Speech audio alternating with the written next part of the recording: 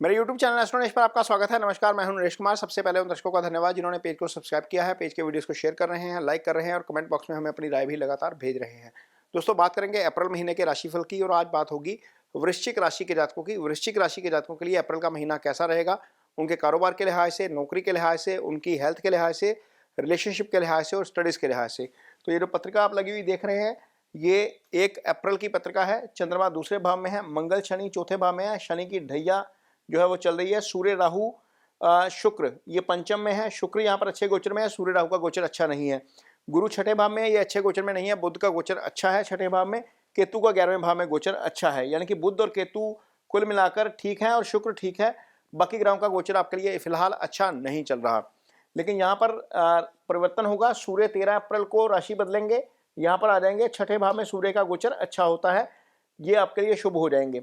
इसके बाद मंगल का राशि परिवर्तन होगा और मंगल 23 अप्रैल को राशि बदलेंगे और यहाँ पर आ जाएंगे। ये आपके लिए गोचर जो है यहाँ पर भी अच्छा नहीं था और यहाँ पर भी अच्छा नहीं रहेगा। शुक्र 24 अप्रैल को राशि बदलेंगे, शुक्र आ जाएंगे छठे भाव में, ये गोचर भी यहाँ पर अच्छा नहीं रहेगा। तो शुक्र और मंगल की पोजीशन गोचर के लिहाज से चेंज नहीं होगी आपके लिए, सूर्य की पोजीशन चेंज हो जाएगी। लेकिन छठे भाव में इतने सारे ग्रहों का आ जाना गोचर में अच्छा नहीं होता, क्योंकि जितने भी ग्रह यहाँ पर आएंगे वो 12वें भाव को किसी न किसी तरीके से एक्टिव करेंगे सीधी दृष्टि के साथ। ये पोजीशन अच्छी नहीं होती, थोड़ा सा ध्यान रखना पड़ेगा वृश्चिक राशि के जातकों को अप्रैल महीने में। खास तौर पर कहाँ पर ध्यान रखना पड़ेगा ये देखेंगे। तो सबसे पहले कर्म और आय की बात करेंगे। तो आय वाला जो भाव है वहां पर केतु का गोचर हो रहा है, ये गोचर अच्छा है, तो आय को लेकर चीजें ठीक रहेंगी। गुरु की दृष्टि धन भाव के ऊपर है, ये गुरु की अपनी ही राशि है, गुरु इस भाव के कारक भी हैं, तो यहाँ पर भी चीजें मनी फ्लो के हिसाब से ठीक है, कोई बहुत ज्यादा दिक्कत नहीं है।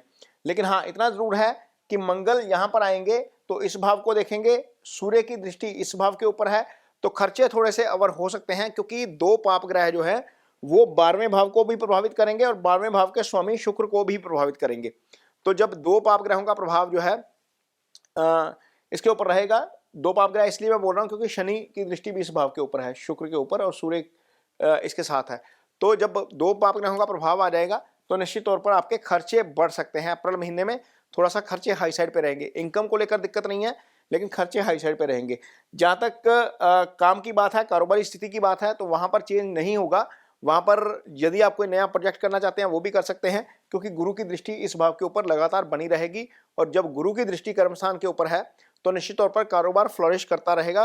कार्यस्थल में आपका डोमिनेंस बढ़ेगा और आप काम जो है वो लगातार अच्छा करेंगे, इसमें कोई दिक्कत की बात नहीं है। आगे देखते हैं रिलेशनशिप कैसा रहेगा।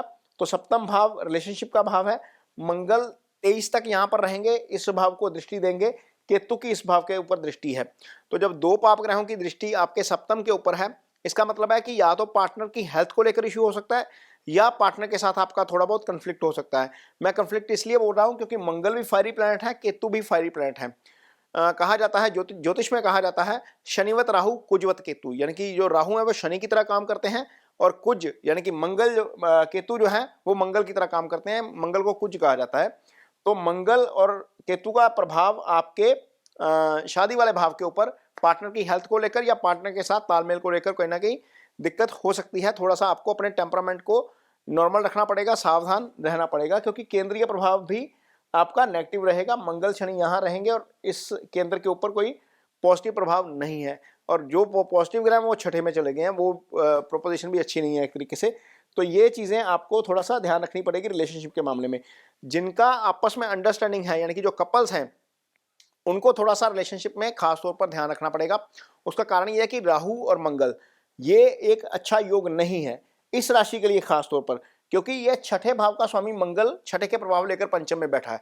तो जब छठा भाव जो है रोग ऋण शत्रु का भाव है, यानी कि विवाद कंट्रोवर्सी इसी से आती है।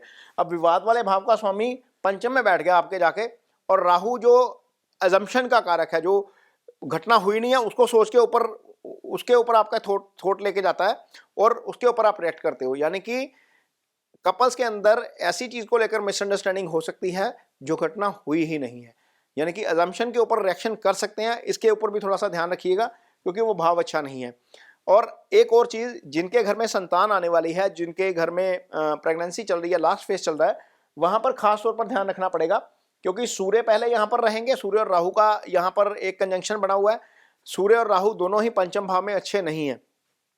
जब पंचम भाव में लगन कुंडली में ये दोनों होते हैं तो सामान्य तौर पर संतान की हानि कर जाते हैं।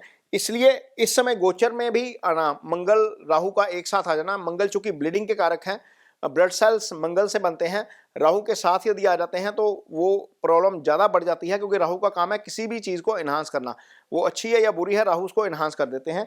तो यहाँ पर एक समस्या हो सकती है यदि आपके घर में प्रेगनेंसी का इश्यू चल रहा है और कॉम्प्लिकेशन यदि कोई आती है तो उसको लाइटली मत लिया जाए, उसके ऊपर तुरंत एक्ट किया जाए और ध्यान रखा जाए खास तौर पर, क्योंकि पंचम अच्छे प्रभाव में नहीं है। गुरु शनि की दृष्टि में है, सूर्य के साथ है, पंचम का स्वामी है, पंचम का कारक गुरु होता है और पंचम, पंचमेश और कारक तीनों ही पीड़ित हो रहे हैं। लिहाजा यहां पर खास तौर पर सावधान रहना पड़ेगा प्रेग्नेंट फीमेल्स को। अदरवाइज मैं हेल्थ की बात करूं तो वहां पर भी थोड़ा सा दिक्कत वाली स्थिति नजर आती है, क्योंकि छठे भाव के स्वामी मंगल, जैसे मैंने बताया, वो राहु के साथ चले जाएंगे, पहले शनि के साथ रहेंगे, शनि की दृष्टि इसके ऊपर है, छठे के ऊपर, छठे का स्वामी शनि के साथ बैठा है जो रोग कारक ग्रह है, शनि खुद रोग कारक ग्रह है, और जब छठे के स्वामी के साथ बैठ गए हैं और छठे को दृष्टि भी दे रहे हैं तो निश्चित तौर पर वहां पर आपका स्टमक खास तौर पर जो है वो डिस्टर्ब कर सकते हैं, आपको डाइजेशन से संबंधित इशू हो सकता है, आपको स्किन से या आपको जो टांगों या इसमें बॉडी में पेन होता है उससे संबंधित कोई इशू हो सकता है। वो ध्यान रखना पड़ेगा, हेल्थ को लेकर खास तौर पर सतर्क रहना पड़ेगा। हालांकि सूर्य उच्च के हो जाएंगे छठे में जाकर 13 अप्रैल के बाद, लेकिन इसके बावजूद चूंकि ये प्रभाव अच्छा नहीं है, इस भाव का स्वामी अच्छे प्रभाव में नहीं है, तो थोड़ा सा ध्यान जरूर रखना पड़ेगा हेल्थ को लेकर। और मंगल जब यहां आ जाएंगे 23 के बाद तो इस भाव को भी दृष्टि देंगे, अष्टम को दृष्टि देना मंगल का अच्छा नहीं है, ये चोट चपट दुर्घटना का भाव है, गाड़ी भी आपको धीमी चलानी पड़ेगी। आगे देखते हैं स्टडीज कैसी रहेगी। तो स्टूडेंट्स के लिए हो सकता है कि थोड़ा सा मन स्टडी में ना रहे, तो थोड़ा सा एग्रेसिव फील करें, थोड़ा सा फोकस ना बन पाए। कारण चंद्रमा से केंद्र में शनि और मंगल रहेंगे, और जो ध्यान देने वाले ग्रह हैं, जो ध्यान दिलाने वाले ग्रह हैं, वो तीनों ही छठे भाव में हैं। बुध और शुक्र, बुध और गुरु जो है वो एजुकेशन से संबंधित ग्रह हैं। बुध एकेडमिक एजुकेशन के कारक हैं और गुरु आपकी अप्लाइड नॉलेज के कारक हैं। जब दोनों ही भाव छठे भाव में चले गए हैं तो निश्चित तौर पर इससे आपको थोड़ा सा फोकस बनाने में समस्या आ सकती है। तो जिनके एग्जाम्स हैं, जो पढ़ाई कर रहे हैं, तैयारी कर रहे हैं, वो मेडिटेशन का सहारा जरूर लें, कपड़े थोड़े से लाइट पहने, चांदी पहन लें, इससे आपको फोकस बनाने में मदद मिलेगी। तो ये वृश्चिक राशि के जातकों के लिए राशिफल है अप्रैल महीने का। ये वीडियो आपको कैसा लगा इस पर कमेंट बॉक्स में अपनी राय जरूर दीजिए। यदि वीडियो अच्छा लगे तो इसे शेयर जरूर करिए, पेज को सब्सक्राइब जरूर करिए। इसके साथ ही मुझे दीजिए इजाजत, नमस्कार।